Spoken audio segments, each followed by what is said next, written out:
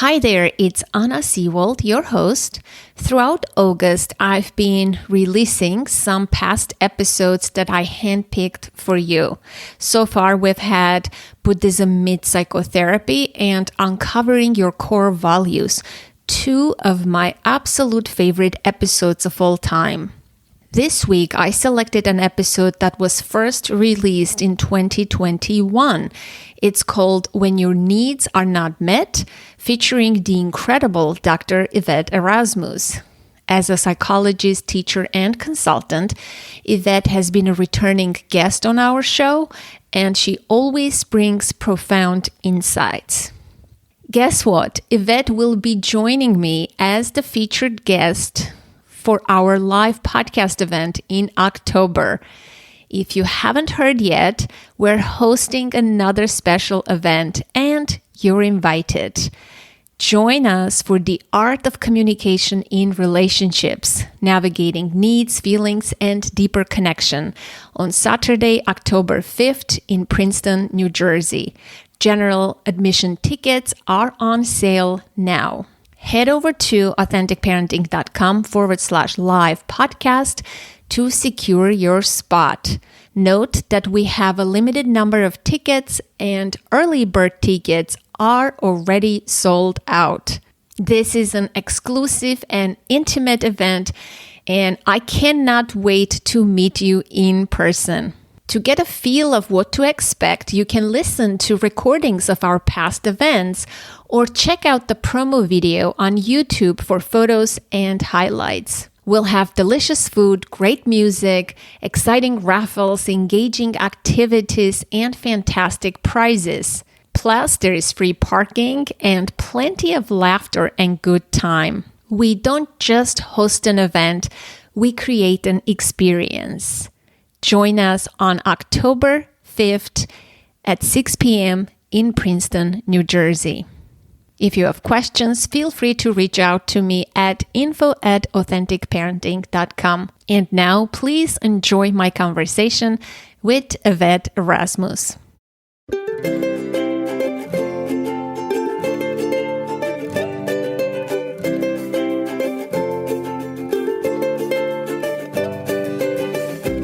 I am Anna Seawold, and this is Authentic Parenting, a podcast about personal development in the context of parenting, where I explore how you can find more calm, connection, and joy in parenting through the process of self-discovery and inner growth with a trauma-informed lens.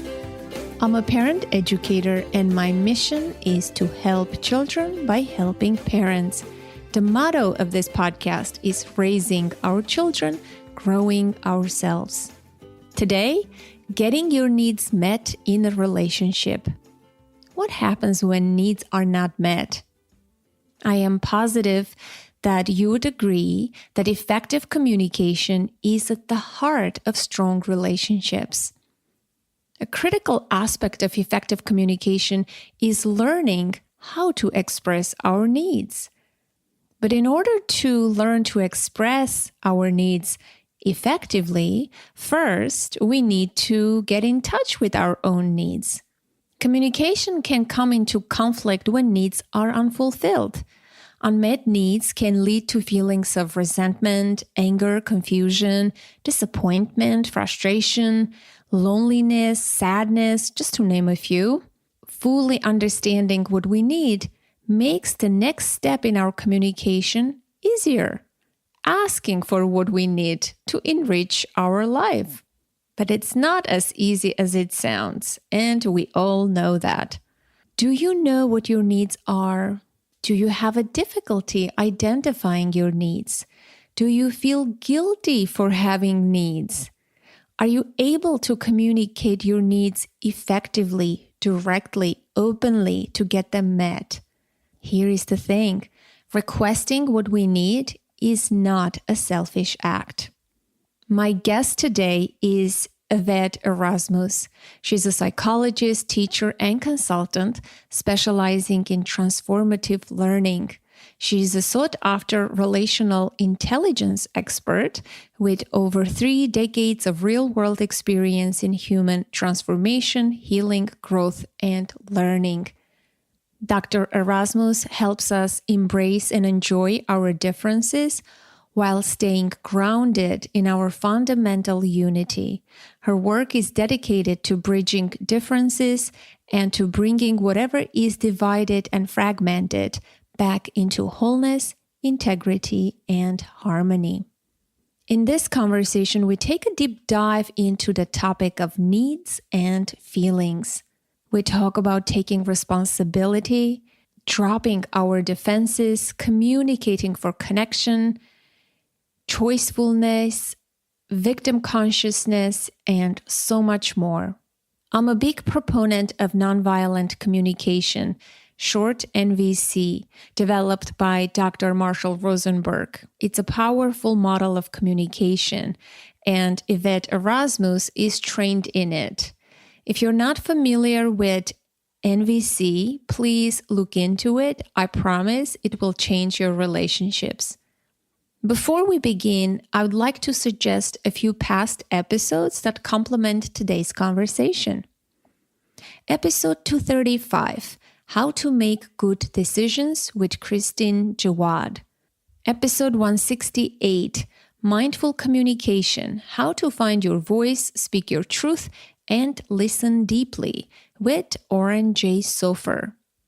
Episode 102, How to Communicate Your Needs in a Relationship with Max Rivers. Episode 163, How to Make Peace with Your Past and Heal Your Life with amazing Mark Nebo, one of my very favorite episodes. And episode 166, What Not to Say and How to Say No Without Actually Saying It. This is a special episode with my friend and colleague, Dr. Laura Froen, and this one is geared towards parenting and children. Requesting what we need not only enriches our own life, but also adds value to all life on this planet. Please enjoy this fantastic conversation with this beautiful human, Yvette Erasmus. Yvette, I am so delighted and honored and so excited to have you on the podcast with me today. I'm so happy to be here. When I found you, as I told you already privately, I just fell in love with you. Firstly, you have a beautiful accent, and you are not the only South African on the podcast. You are the fourth South African. And, I know your roots are from there. You were born there. Yeah. But we had guests from South Africa. And I just love the way you deliver your message, your passion, your energy. I could see that there is this genuine goodness in you and deep compassion for what you're doing. It's not fake. And it's so resonant for me. I said, I have to have this person on my podcast. And I was so happy when you said yes. I was happy to be invited. Thank you.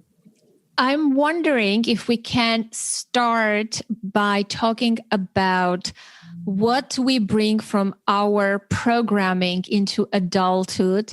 And I love how you talk about the two frames, the dominance frame, the what's wrong with you, what's wrong with me, what's wrong frame, the control frame. And then we can talk about nonviolent communication.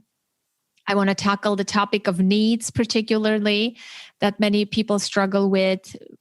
And I have several other questions. So wonderful. So why don't we begin from that? Okay. So the primary question being, where do you want me to start? From what we begin from our programming and, our conditioning into adulthood, because many of us are struggling in our communication patterns, right? Especially now with this pandemic, when we are pushed to our limits, our old programming reactivates and we say and do hurtful things in those moments, and then we regret later. Right. right? Right. Yes, absolutely. That happens to all of us. So I think one of the ways that I like to talk about it is to think of ourselves as like sponges that are absorbing the world around us while we're growing up. Because, we're born as infants with a very different kind of consciousness than the kind of consciousness we have as adults. And there's a developmental trajectory, both biologically and ego-wise and psychologically and emotionally. We're going through various stages of development. And the stages of early development have to do with taking the outside world in. So we're internalizing whatever it is that we're experiencing. So depending upon the culture and the society and the family system and the kinds of religious teachings or parental teachings or cultural teachings that we are surrounded by and that we find ourselves living, as children, we take that in and we're navigating what feels good and what doesn't feel good, and what brings us a sense of connection and belonging and safety with the other people, and what things cause, pain and disconnection and shame. And so we develop these adaptive ways of being that help us adapt to those early environments. And it all goes in unconsciously. We don't, we're not taking notes at the end of every day as a child and then saying, I think I'm going to take this belief and I won't take that belief. And this is really not my stuff. This is my parents' limitations and not about me. We don't have that kind of consciousness online as children. So what we do is, we take it all in as a reflection of who we are. And we take in certain patterns and beliefs as a sort of our primary internal operating system. And it becomes unconscious. It becomes our sort of default programming. And then as we develop and become more conscious as adults, and we begin to have this ability to reflect on ourselves and detach from that sense of identity, it often happens when we switch cultures or we have a major different experience that has sort of a clashing of two worldviews. We have these moments as we develop where we can look at two different points of view, both of which feel like who we are. And we get this opportunity to start thinking, oh, wait a minute, do I really believe this? Is this really who I am? Does this fit for me? And as we meet more and more diverse people and situations, it can speed up that process. And once we have that self-reflective consciousness and we're not so identified, we're not tied up in our identity with the things that we took in, we can begin this journey of becoming more active, evolutionary, transformative co-creators with ourselves.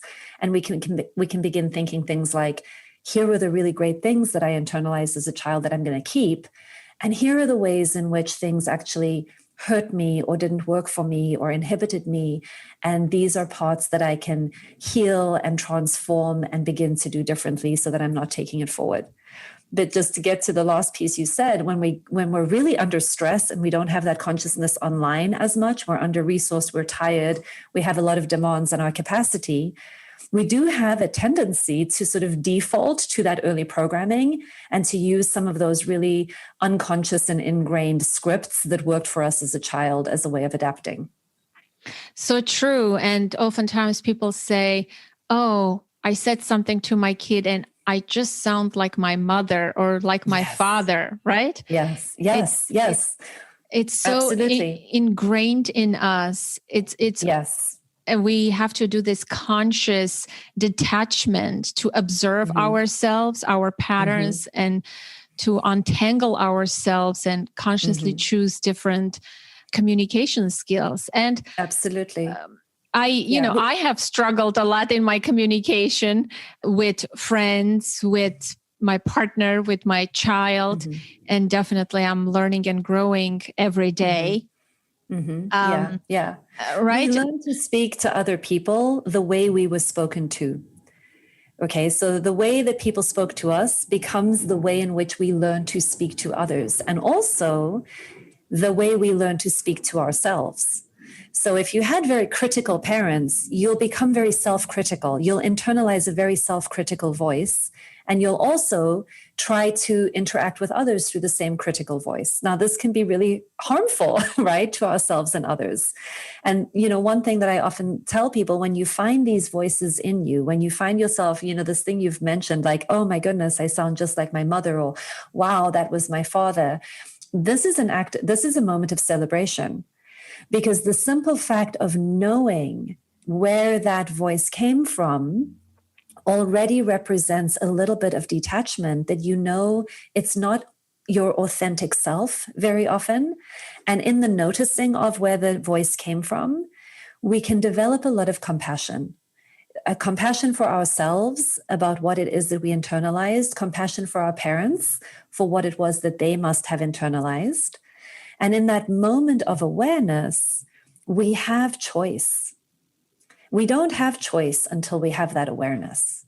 Before awareness, all we're doing is replaying patterns and sort of feeling victimized by them. Yeah, I love that you always talk about choice.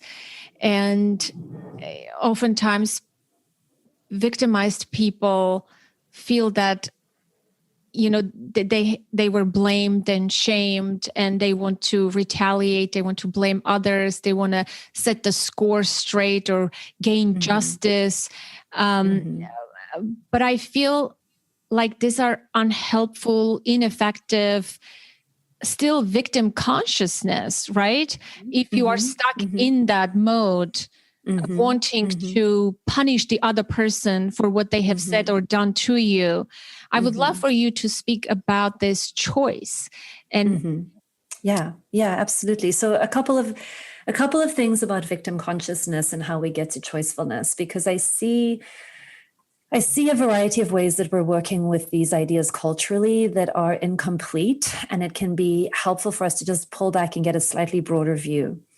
One, all of us have been victimized in some way. That is part of the nature of being a child. If we think about victimization as people who have more power than you, making you do things that you may or may not want to do, that may or may not be harmful. So victimization, particularly when they make you do things that are actually harmful or painful or wounding to you, that is the experience of being victimized. I don't have enough power to stop a harmful and hurtful thing from happening to me.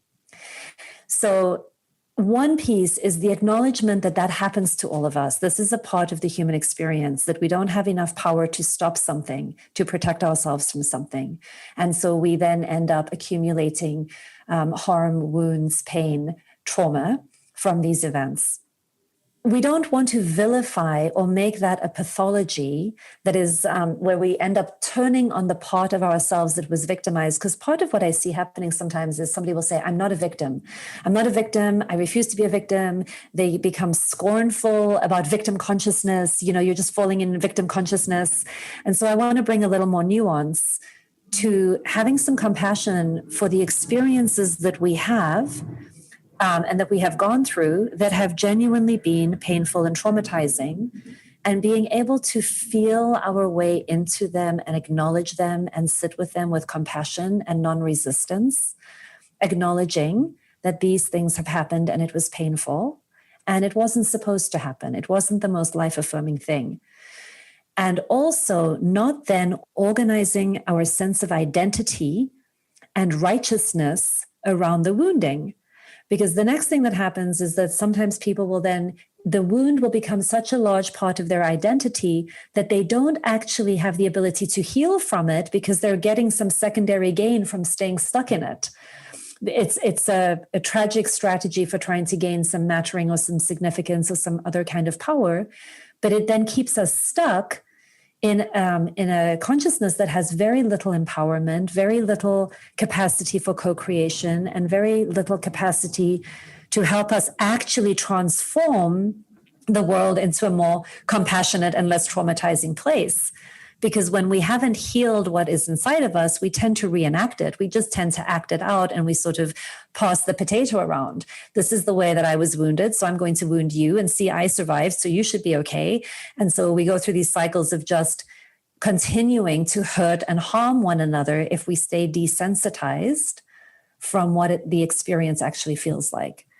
So, one move is just having a lot of compassion for this experience of victimization. And the second one is not organizing our identity around it, but taking the next step in the path of healing to really come to a place of compassionate empowerment, so that we don't stay stuck there. It's the same as like, we don't judge children for being children, but we don't want to stay a child the rest of our lives. What will require for a person like that to start the healing process? How can that person recognize that they are even stuck in that, in that mode? Mm-hmm. Yeah. So there's an infinite amount of answers to that question, right? Because every human is going to have these moments where they're like, I'm tired of suffering in this way. I'm tired of this repeating pattern. I keep doing this thing that I'm doing and I know better. Or why do I keep doing this when I'm trying to do some other thing? Like, we all have these moments in our lives where we see these default scripts and default wounds running our lives. And very often, it's the people who want more inner peace, more sense of freedom and choice, more sense of like liberating themselves from a past that hasn't worked. People who really want the awareness and the choicefulness, who get on that journey. And just one of the pointers for getting on a self-healing journey is that the first thing that I always recommend people develop is oodles and oodles of self-compassion. Because when we start to get aware of something and we have a very judgmental and punitive script in our mind, a lot of shoulds and shouldn'ts and a lot of like, this is what's wrong with me, it can make it very, very painful to stay with the awareness work, because the awareness work just brings up more and more layers of shame. If your habit is to think, you see, here's the evidence of what's bad about me, here's the evidence of what's wrong with me, that can be really a lot of agony. So one of the first moves is learning to greet yourself with a lot of love and compassion. And this is where I think the practice of nonviolent communication can be a really helpful practice in understanding that everything we've ever done in our lives has simply been our best attempt in that moment, at that stage of development, to meet a deep need of ours. And that when we begin dropping in and figuring out our deeper universal human needs and understanding our behavior and other people's behavior as attempts to meet those needs, it can become a more soothing way of just getting our strategies better aligned with our needs, instead of seeing ourselves as bad, wrong, shameful, defective, not good enough people. I know, like, as first two things I want to comment. I work with high conflict couples who go through divorce. I'm a divorce mediator. Mm-hmm. And oftentimes people are stuck, right? When they come into the room, they don't want to work together. They have strategies and positions. They're stuck, and every person states their position so hard. And I found that my job is to understand and uncover each person's need and strip it down and bring it up to the table and help the other party see the humanness, the universal need of their partner. Yeah. And once we do that, they see each other's needs. And sometimes they both have the same need. They have different strategies and positions, and they argue and fight, and they're in an impasse. But the need is the same basic need. And when I'm able to do that for them, and when they join in, such beautiful human moments happen. People open their hearts, they cry, they understand each other, they dish out compassion for each other. And that's number one comment. Number two, I see that as children, we haven't learned how to speak in ways that we learned to speak ineffectively about our needs. I can bring an example with my daughter. I have a almost 13-year-old who often would come out and say, she would start complaining about something, clearly she has a need, but she's choosing complaining as a way of getting her need met. And because I know a little bit about this work, I am trying to change that pattern in my own household as much as I can.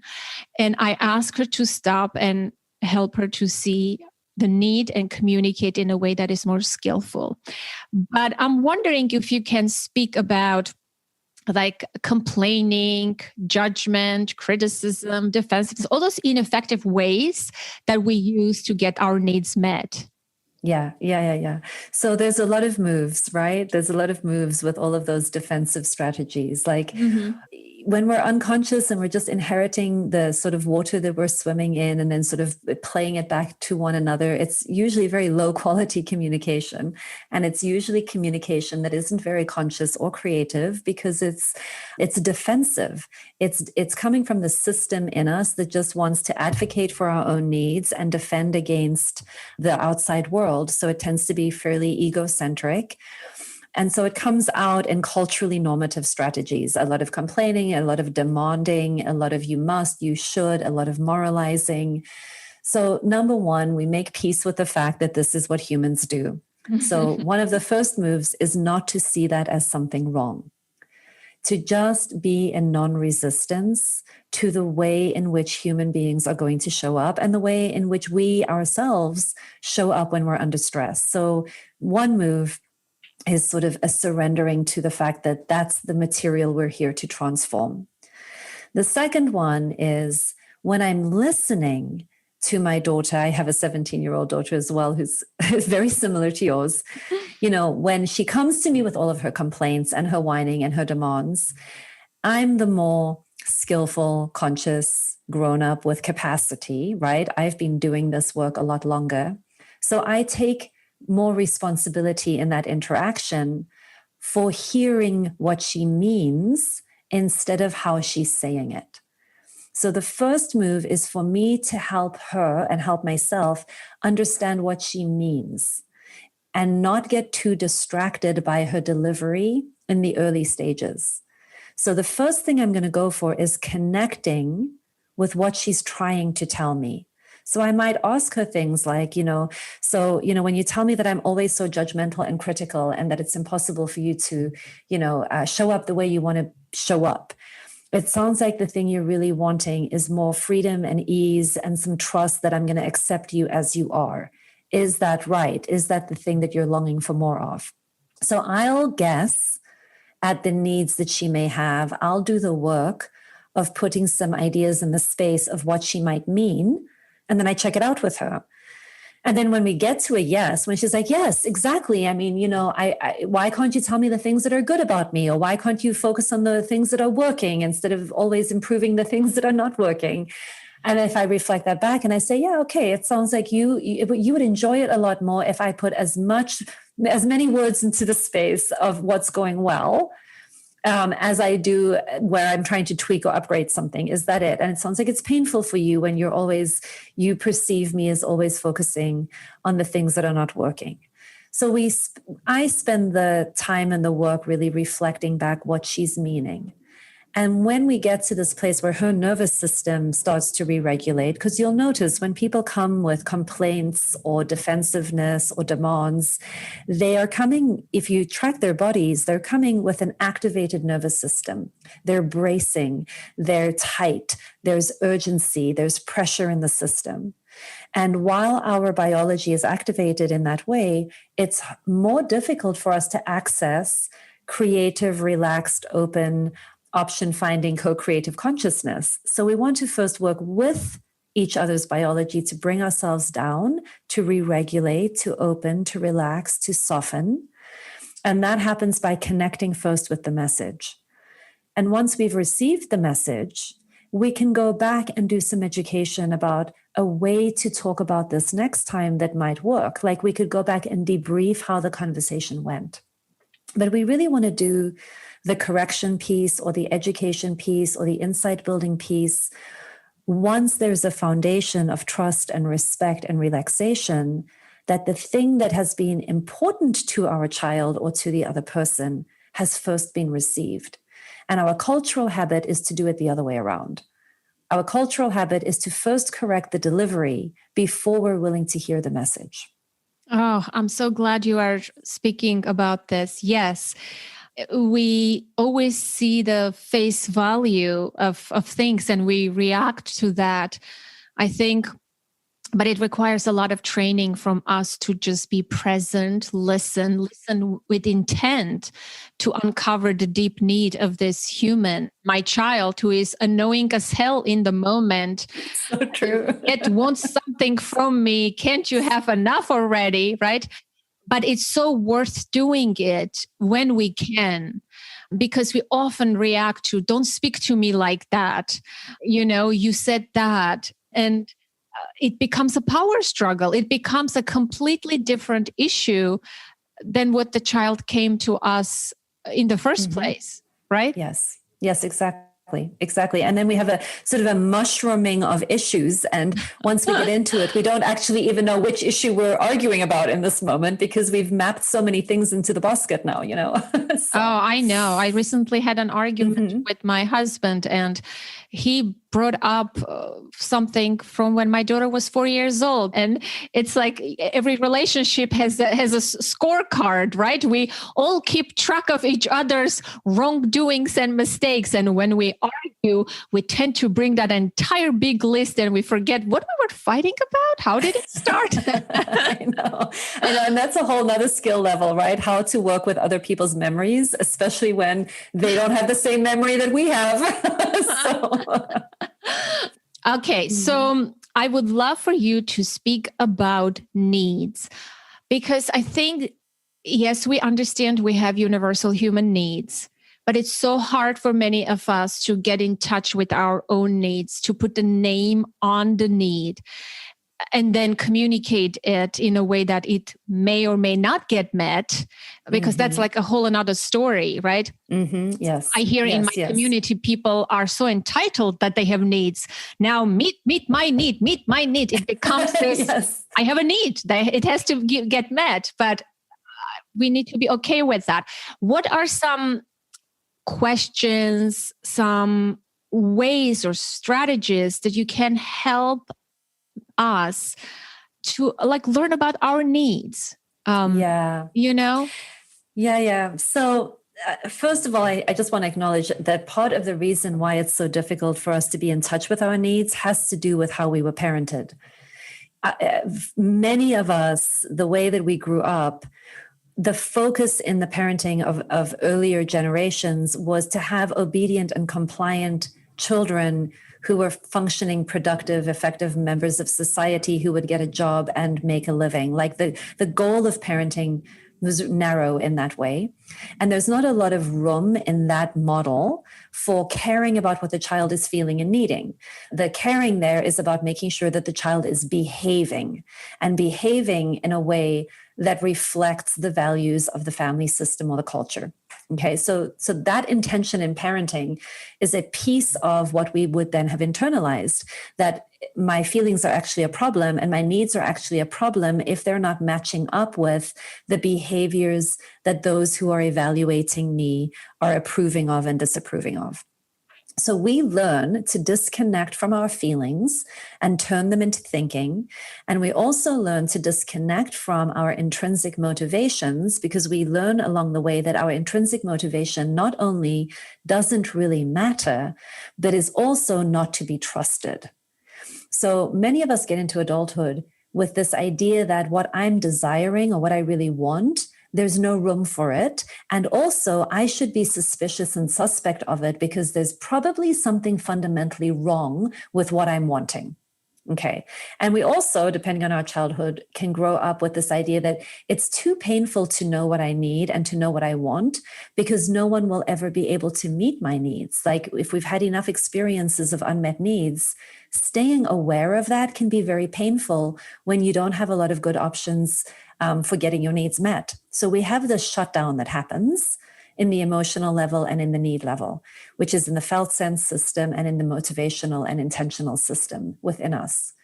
And so we learn at first how to put that all away and then to adapt to the world as it is. And we go into a lot of survival strategies and defensive strategies and cognitive strategies. And we get really good at those things first.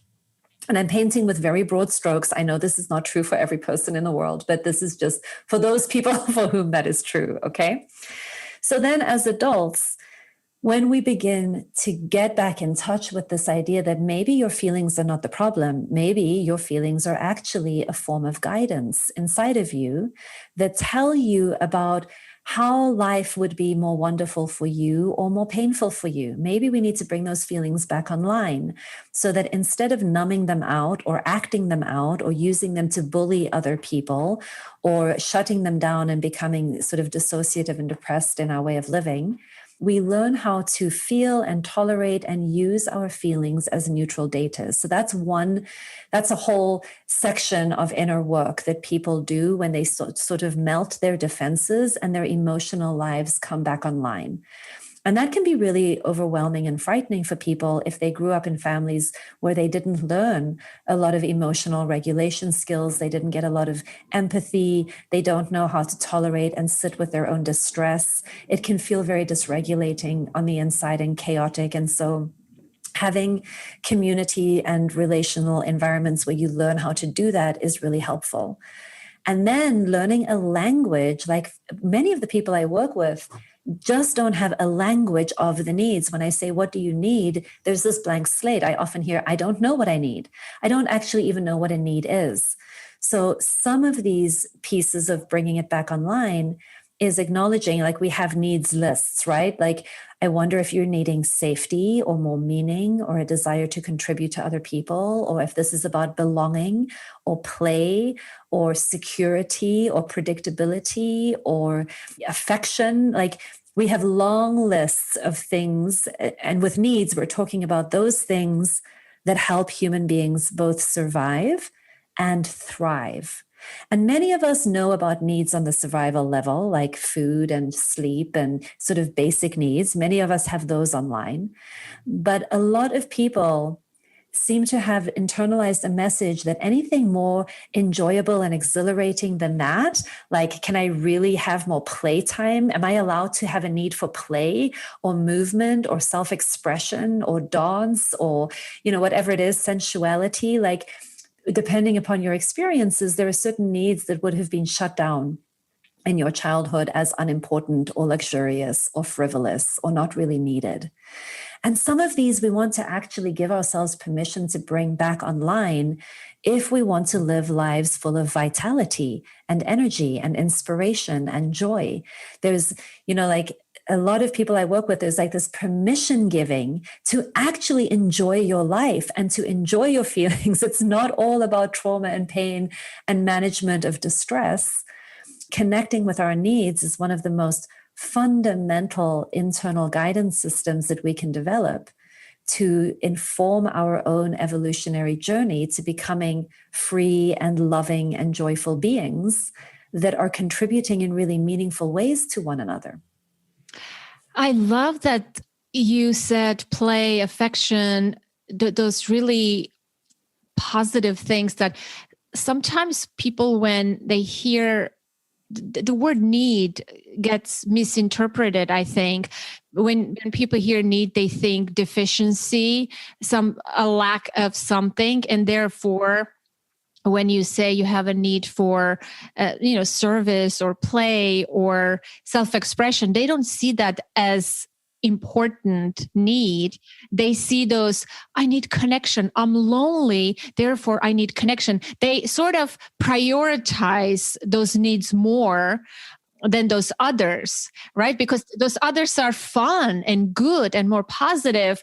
How dare I even have a need for that, right? I need those basic ones, sort of. Yes. Right? Is this true? Yeah. I love how you're bringing that up. Like, what that makes me think about is the needs that were chronically unmet in our lives are the ones that are going to come with the most urgency and pressure and demand energy inside of ourselves. Like when we begin getting aware of them, like this example you're giving, like I've had loneliness all of my life. I feel so lonely and I've been out of touch with lonely.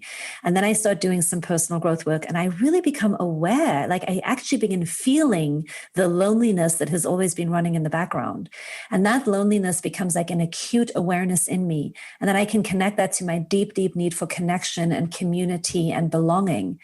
When those come into my awareness, if they've been unmet for a very long time, they can come with a lot of acute pressure.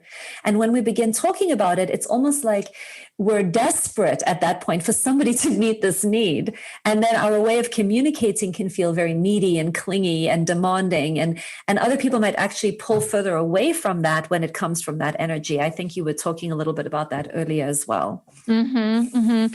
Yes, because I often tell in my community, we have needs, but our community members, we often talk about husbands or partners, and I always say your partner does not have to meet all your needs. Just because he's your husband doesn't mean you have to bring it up to his attention and he's going to meet somehow.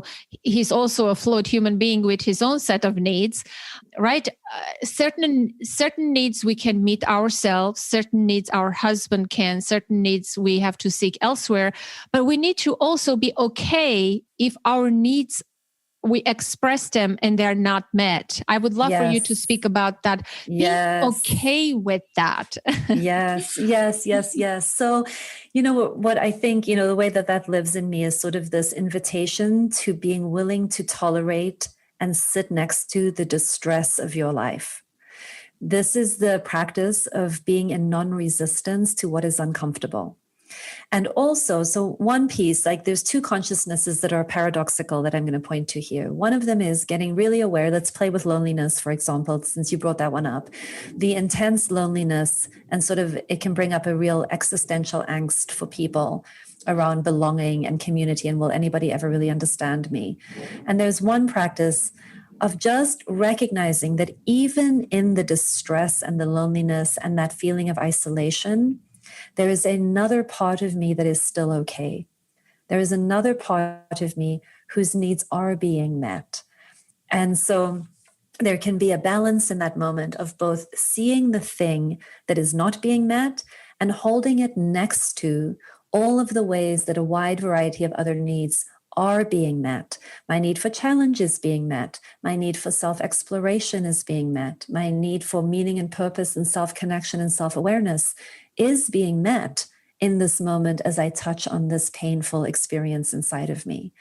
And so to the degree that I can remember the parts of me that are inherently resourced at the same time, I can experience myself as having a slightly bigger container and bigger capacity for working with the things in me that feel tender and empty and have these deep longings that it's reaching for.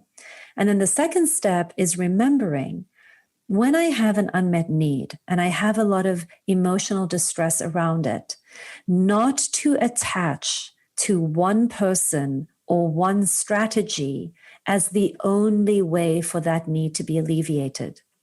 Because when I do that, I narrow my world and I create a dependency that is going to make it very difficult for me to get that need fully met. So if I'm feeling lonely and I've got a deep need for connection, it's going to do me more harm if I decide you, Anna, are the only person who can meet that need. And the only way it can be met is if you sit and listen to me for the next 6 hours talking about my childhood. And if you don't do that for me now, and it has to be you, that means you don't love me and this need will never get met. If I make it that small and that narrow, I'm going to increase my suffering. But when I sit down and I can say, I'm feeling lonely, I've got a lot of needs for community and connection and belonging, and I can generate 30 different ways that I can begin inviting the world to help me meet that need, I experience more choicefulness, I experience more empowerment, I experience more options, and I get a little bit more spaciousness in me around my well-being, because you can say a yes or a no, and I have 29 other choices. And so creating the sense of, I could ask Anna for such and such, I can ask my husband for this, maybe I go and I join a support group for such and such, or I go get a therapist, or maybe I get involved in my religious community if I have one, or in my cultural community if that's a better fit. Like, I start thinking more creatively about all of the different ways. It's a little bit like the nutrients of the body. You're not going to have a well-nourished body if you're always attached to only eating vitamin C and living on citrus. You can't get attached to just one strategy. Every need that you have needs a really wide, diverse range of ways in which you're nourishing that need. And we can get very tight around it being, unless my husband can empathize with me, I'm going to suffer. That's not always the case in the micro moments. We want to get wider. Yes, and that creates so much unnecessary suffering, and it yields to a lot of buildup of resentment over time. I had a conversation a couple of years ago with Oren J. Sofer, who also was trained in nonviolent communication, and he was talking about a certain relationship, and he framed it this way. Ask yourself a question: what's available in this relationship for me? And I will never forget that question. It's like, yes, I do have a desire to go and get groceries, but if I'm going to Home Depot to get groceries, yes, it may not be available. Or very low quality version of groceries. Yes. But sometimes people who have the deepest needs, the ones that you talk about that are very urgent and acute, they are the ones who are stuck and they cannot see possibility. Yeah. You know?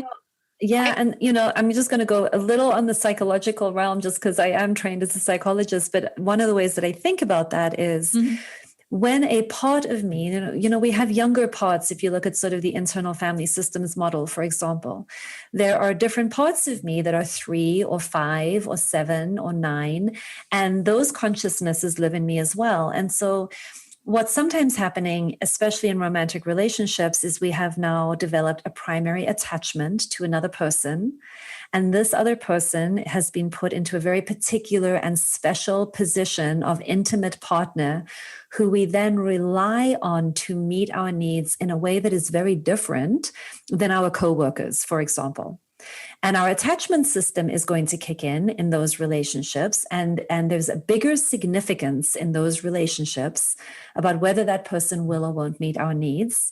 And often what's happening is that the 9-year-old in me who needed my father or my mother to meet a child-oriented need in a particular way gets unconsciously put on our partner.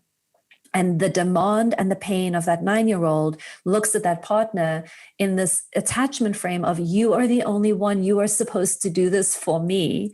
And it comes with this sort of urgency and demand and dependency. And when we find ourselves in that space, one of the really beautiful things about that coming up in a relationship is that we get an opportunity to make contact with younger, more tender, more vulnerable child aspects of ourselves. And we can find very skillful ways of being tender and inviting our partners to be kind and compassionate with this part of me that isn't showing up like the grown-up that I know that I am. And when partners can begin understanding that piece, they can often find ways of responding to one another with more care and compassion without feeding a dependency that you don't want in sort of empowered, functional, free and loving grown-ups having a partnership. But we can start working with some of those attachment wounds with a little bit more mindfulness and consciousness and compassion. What are some skillful ways of communicating our needs to our partner? We're speaking about partners in a relationship in a way that the partner may hear us. Doesn't necessarily mean he will meet our need, but what are some ways that it would be non-judgmental, non-demanding? I'm wondering if you can give a script or a language, just like to highlight an example. Yeah, absolutely. The key thing to do is to make it about you and not about them. And to open up the conversation with the desire to reveal something about yourself and to suggest something that would help. So if that's your primary intention, I want to show you something that is happening inside of me, and I have an idea of something that might help. It's going to be a very different conversation than if I'm coming into that conversation to educate you about the way you're impacting my needs, to show you why what you're doing is hurtful and harmful, and to require of you to change this thing so that my life will be better and I will feel better. That's going to be a very different conversation, right? So some of it is really preparing our intentionality and grounding ourselves in loads of self-responsibility. And here's how it may sound. It may sound something like, I actually just had this come up sort of recently with my partner, where there was something about feeling like I was being missed, like there wasn't room for me to be known on my own terms. And, one of the ways you can open a conversation like that is saying, I've been reflecting a little bit on this glitchy dynamic between the two of us. And I've had a little insight into what may be coming up in me. Do you have some room right now to hear about that? So just checking that they even have the capacity or the willingness to be in that kind of conversation, and assuming it's a yes. It then sounds like, there have been these moments where I think you're trying to explain to me, X, Y, and Z. And I'm having this parallel experience happening in me where I'm not tracking you because I'm wanting to say, A, B, C. And it feels to me like when I can't bridge that with you, or I try and bring in something new and you stay on this other track and you don't shift with me into the ABC-ness that feels important to me, that I'm being missed. And the story I start telling myself is that there's no room for me here. And what I'm realizing is it reminds me of what it was like for me as a child when my voice wasn't heard. And I think that's why I end up getting urgent and reactive. This is the self-responsibility piece, not about what he's doing, but what I'm doing. I think this is why I get urgent and reactive in our conversations. Does that make sense? How does that land on you? What do you, are you having any reactions hearing that piece? You might check in at that point. And then you would want to lead with, you'd want to go very quickly to one of the things that might help me. One of the ways that it might help me in our relationship is if this is coming up and I begin feeling this reactivity, could there be a hand signal that we use that gives us 2 minutes to pause and check in with ourselves and find out what's going on? Is there a way that instead of playing out this old pattern where we both then begin advocating for our point of view, we could collectively take a pause and bring a bit more consciousness into that moment? Or do you have a different idea of what might help you? So there's an invitation into holding the dilemma together. I'm speaking about my experience mostly. I'm inviting the reactions and input along the way. And then I'm inviting a way of thinking together about something we might try with the assumption that we'll revisit it and we'll see how it's going.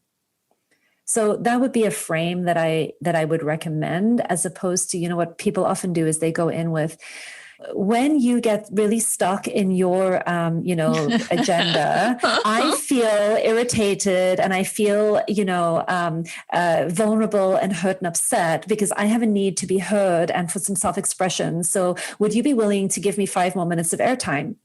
Like, even though that meets the technical criteria of talking in an observation, a feeling, a need, and a request, you can feel that the energy and the demand and the painfulness and the consciousness isn't aligned. And so some of the work we do is getting empathy for ourselves and doing our own awareness work before we bring it. And then really checking that what we are bringing to other people is a vulnerable reveal and an invitation to help, not an education. I love that you speak about that, because in one of your talks, you said communication is not only words, right? It's our energy. It's what we actually, the unspoken language, the facial expressions, the gestures, the energy, all of it.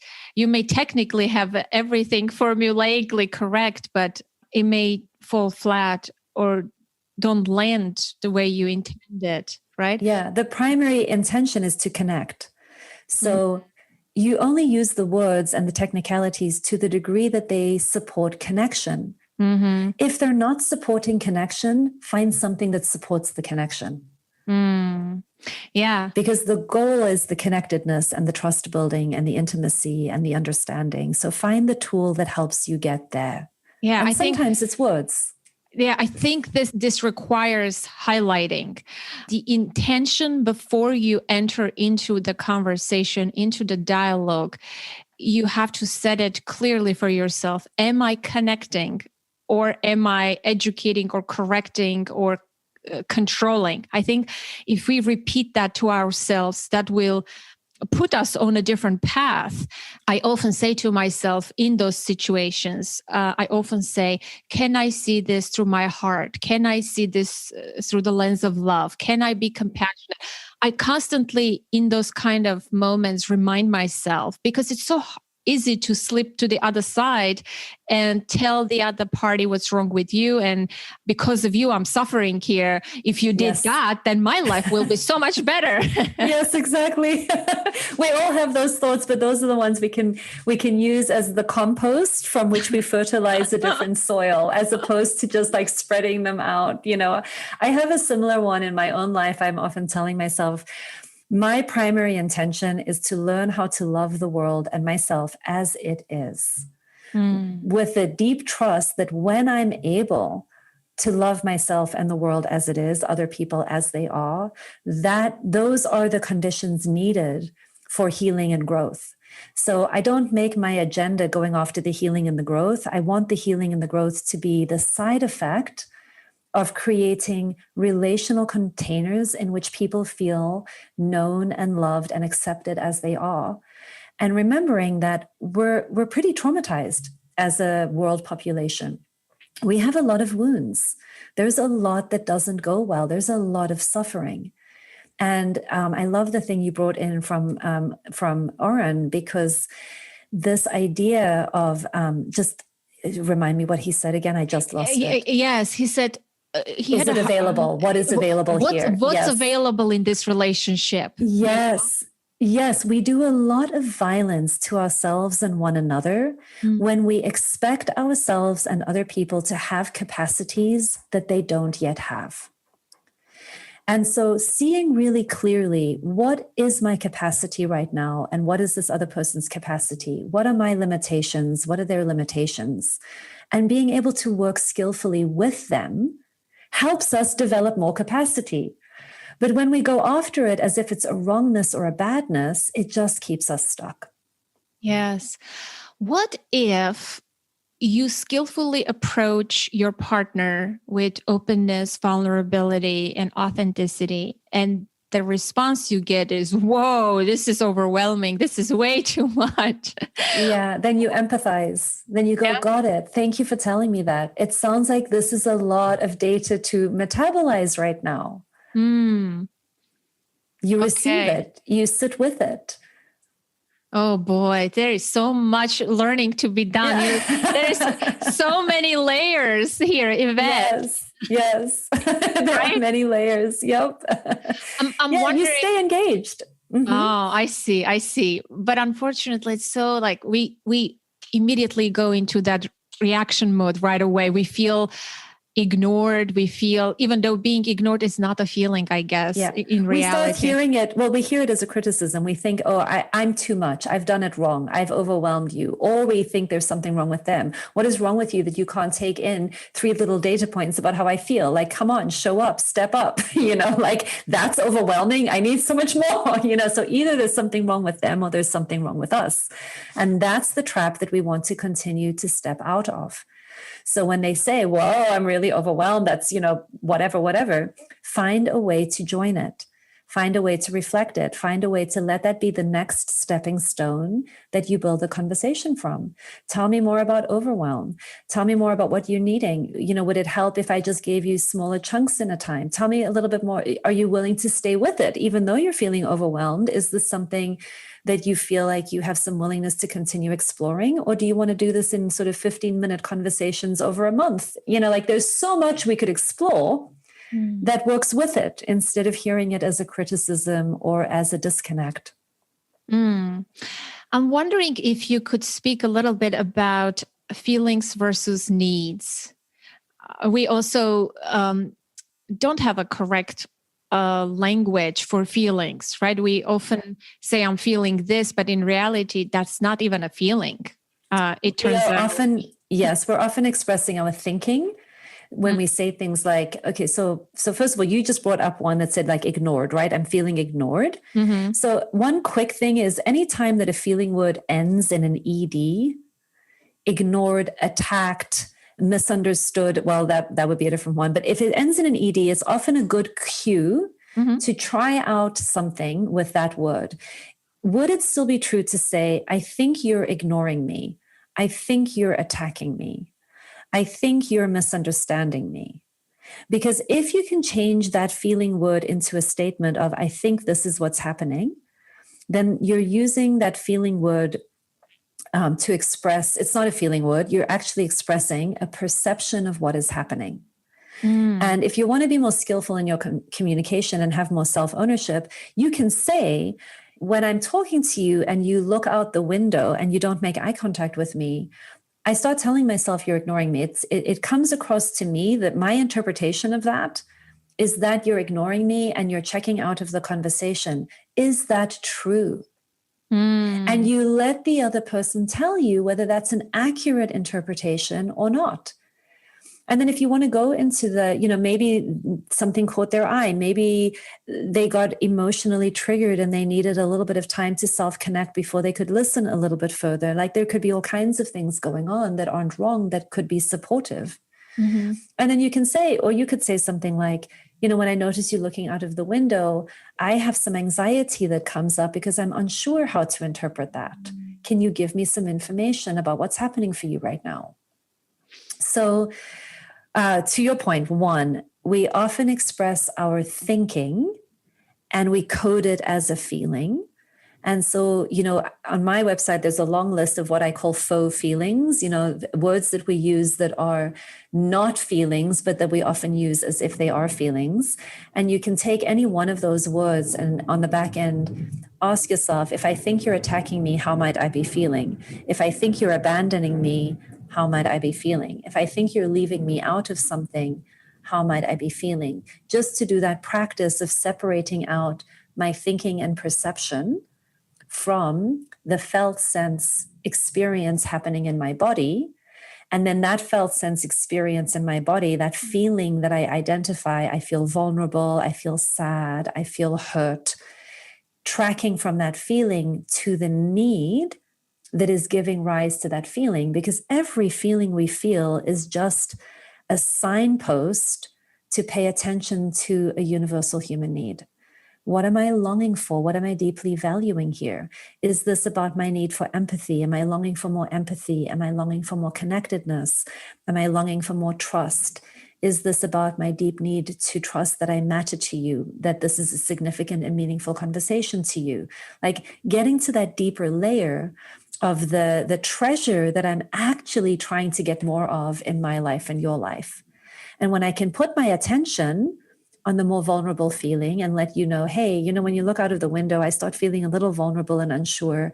I have such a longing to have a deep, meaningful conversation with you right now and for there to be a lot of connectedness. Are you there with me? Is there something going on? Can you give me some information about what's happening for you? I want to check for some alignment. Are we in this together or not? Is there something different you're needing?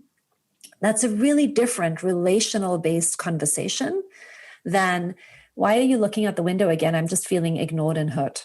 Oh boy, right? Yes. I mean, it's just, you're going to get such a different result.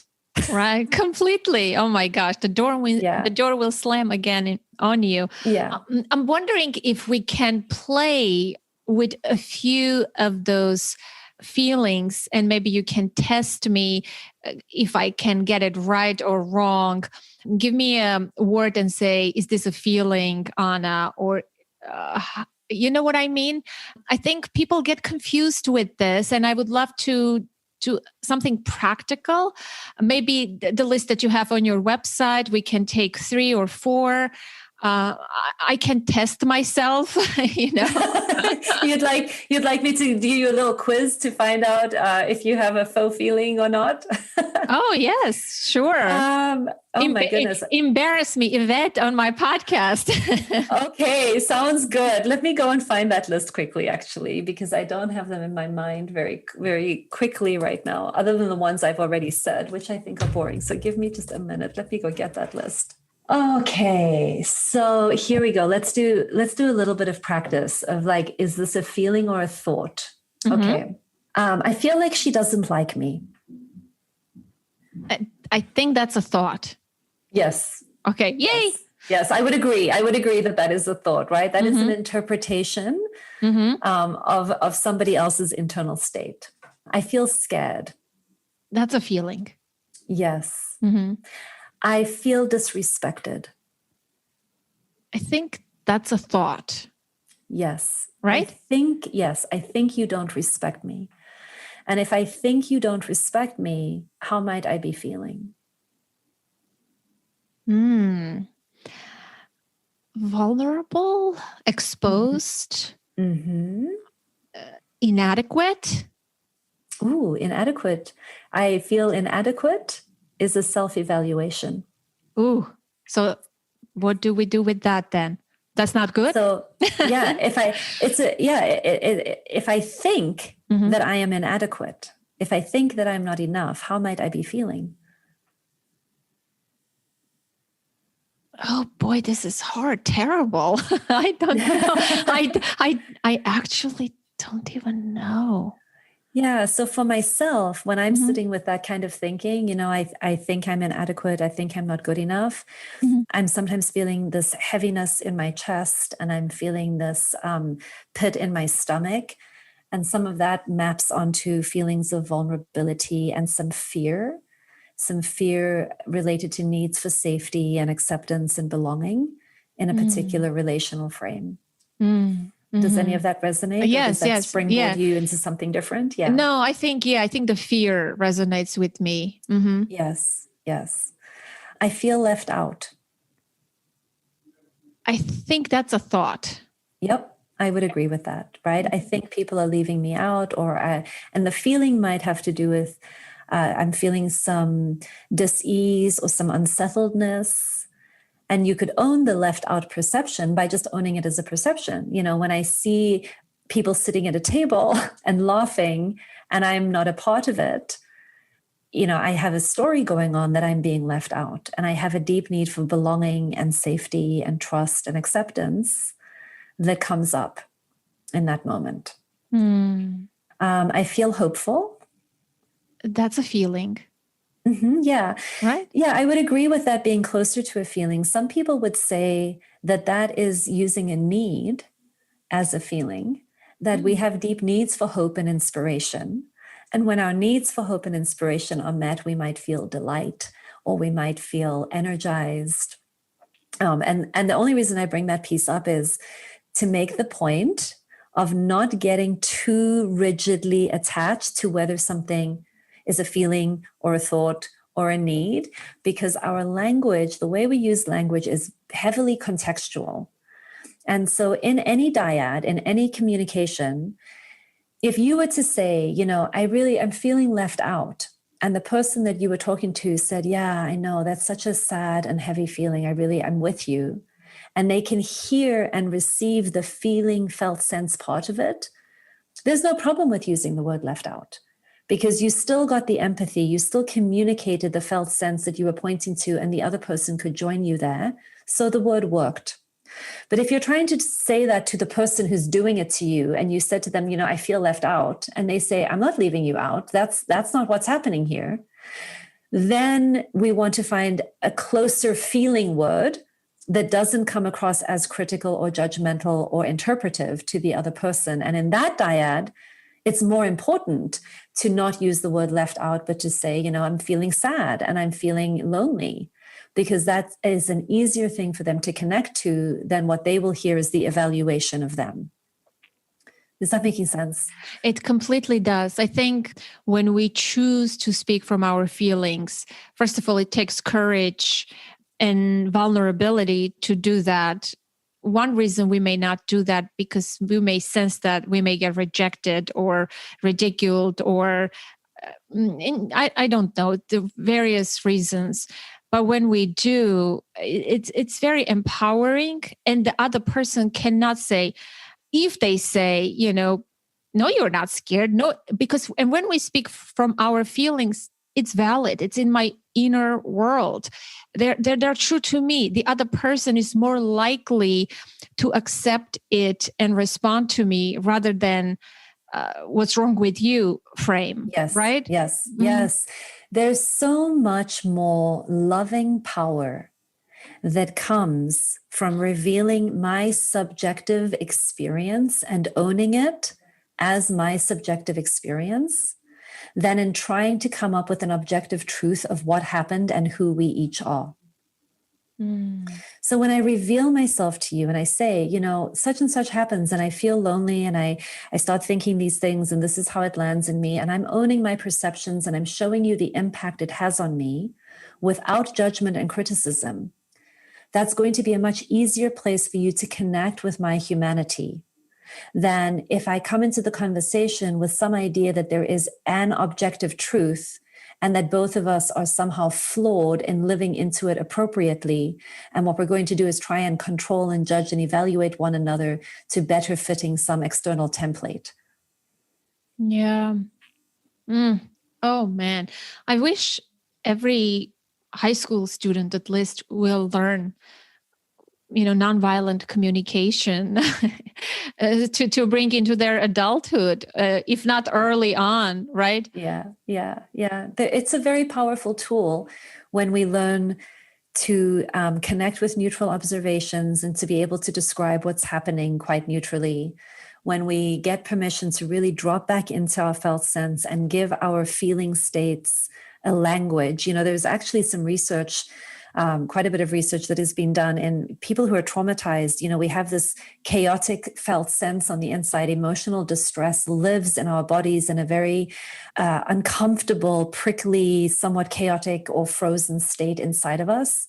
And once we are able to give it language, and this is one of the benefits of therapy, when somebody else can reflect it back or bring that felt sense into a language and a word, it actually helps our nervous systems downregulate. It is soothing when we can give a word and an organizing conscious principle to the distress that is just felt on the inside. Oh, so developing. Yeah. Go ahead. Sorry. It just happened to me before I got on the call with you. A client of mine was having crisis and he texted me what the crisis was. And I read it 3 times to understand the need, the feeling before I said something stupid or dismissive, right? And I just said, it sounds like you're stuck. Is that true? And he said, you nailed it, Anna. And I said, yes. It felt good because all I said was one word, but it took me a while to understand that he's stuck. And it gave him that relief that you're talking about, because on his own, he was very confused and lost and disoriented. And we often need that third person, a neutral party, to give a name or a label. Dan Siegel says, name it to tame it. Exactly. Right? Exactly. It's really good for our nervous system. That hit, that yes, that relief, that's what we're going for in the naming of it. That's when words can be very powerful, when they contribute to that. And so the literacy of feelings and the literacy of needs, this is vocabulary we actually want to practice so that it is in our short-term memory, so that it doesn't take us so long to go and dig it out. If we never use those words, they're not available to us when we're stressed out. So it really is a practice, a language practice of getting that language into your everyday way of being so that it's really available to you, because it's a pretty powerful tool. What might you suggest as a practice tool? Writing down, repeating to yourself, or going back in the end of the day, reflecting back on a specific dialogue and trying to change it in your journal? I don't know. What would be helpful? Oh, there's so many. There's so many things. Yes. So So I'll just suggest sort of a few easy ones. So here's one that I used to do with my kiddo very often is we would have a bowl in our dining room, and we had need words written, on little pieces of paper, and we'd fold them up. And then in the morning, we'd each draw a word, and then we'd have a need for the day. She would have her need for the day and I would have my need for the day. And that the game was that we would go through our days looking for all of the ways in which this need was being met. And then at dinner time, we would report back, how was your need? Tell me all of the ways that this need was met today. So it would develop an awareness of the need words over time. But the thing I really liked about the practice is that the attention practice is for looking for the good. That's one of the things I think Rick Hansen talks about a lot is taking in the good. You're not looking for the unmet part. You're looking for the ways in which this need is being met around you all the time. And when we put our focus on the ways in which our needs are being met, it's deeply energizing. It meets a lot of our other needs. It promotes a very deep sense of well-being. So, if you were to imagine pulling a need for beauty, and then going through that day with the intention of catching beauty all around you, suddenly the world is so much more beautiful that day. And then when you come back and you report back to somebody else, all of the moments of beauty that you would otherwise have missed, it's a very resourcing activity.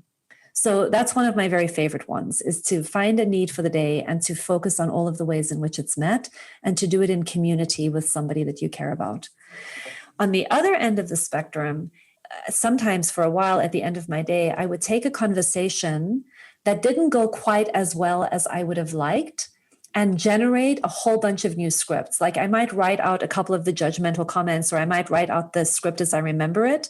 And then I would just spend some time coming up with 5 other options in that moment. What else could I have said? If I wanted to reflect a feeling, what would I have guessed? If I had wanted to reflect a need, what might have been going on? If I wanted to suggest a path forward that was more relational, or that was asking for what I want or what the other person might want, what would that look like? And that would just help me get more awareness and options online, so that the next time I was in a similar situation, I was that much more resourced with options that I'd thought about outside of the moment. Because very often for myself, I will go into that default script. I will only have available to me whatever I've practiced until that moment. And so doing more intentional practice of coming up with a language intentionally just gives me more tools when I'm under stress. Absolutely love this too. I love the one that you do with your daughter. I think it's such a great exercise, and I may use that in our support group. We have a support group around the podcast, and I think this is a good one to work on, very practical. And I love that you mentioned Rick Hansen. I'm a big fan of his work, and he was on the podcast a couple of years ago. That's so lovely. Yes. Yeah. Anything else that you can add before we wrap this conversation? Otherwise, I will keep you for the whole day. Nothing comes to mind. It's just so much fun to think through some of these concepts together with you. Thank you so much. So I want to ask one last final question, actually. Mm-hmm. Yeah. Knowing what you know about communication, spirituality, personal development, parenting, if you were to go back in time, what would you say to yourself as a new mom? Oh, what would I say to myself as a new mom? The relationship is everything. Don't worry about all of the small things, whether dinner gets on the table on time. See everything your child does as an opportunity for play and learning, and try to join with as much playfulness and spaciousness as possible. And don't let any of the ideas of time and structure trample on the spirits that are wanting to be together in the moment. Like, really embrace the playfulness of it. Be in relationship and play with your kids. That's what I would tell myself. I would tell myself to stop worrying so much about the educating, the correcting, the behavior, the shaping. I would really encourage myself to let go of more of that and to trust the process, that emergent, alive, self-intelligent, self-healing systems that are here to love one another and play with one another. And that's really what it's about. So beautiful and moving. Thank you, Yvette, from the bottom of my heart. You're a beautiful human being. I'm so happy I have found you. I am going to invite you back again on the podcast. You're such a wealth of knowledge, and I love the way you share, your wisdom. Thank you. I really appreciate your presence today, and what a joy it was. It's been such a delight. Thank you so much for having me. It's been super fun. That concludes today's conversation, my dear listener, and I hope you enjoyed it. What's your biggest takeaway? Did it resonate with you? Did you find it useful? How you might apply what you gleaned from this episode into your own life? I want to hear from you. You can send me a note to the email info@authenticparenting.com. You can call the number 732-763-2576 and leave a voicemail. And yes, that's my real number. And for international listeners, you can use the free SpeakPipe tool on the contact page of my website, authenticparenting.com/contact. To access the full show notes for this episode, visit authenticparenting.com/262. If you find the podcast helpful and enjoy the content, I would appreciate if you can take a quick moment to rate and review it on Apple Podcasts. Also, if you want to express your gratitude and say thank you for the content you've been receiving from the podcast for any length of time, consider becoming a supporter on patreon.com. Join other patrons. And very soon, I will be releasing special episodes and special content for patrons only. You can go to patreon.com/authentic parenting, and you can check out the multiple levels of support. We have 12 patrons so far. Show your love and support for the podcast. Until next week, connect to the present moment, to yourself and your children. I am Anna Seawold. Thank you so much for listening.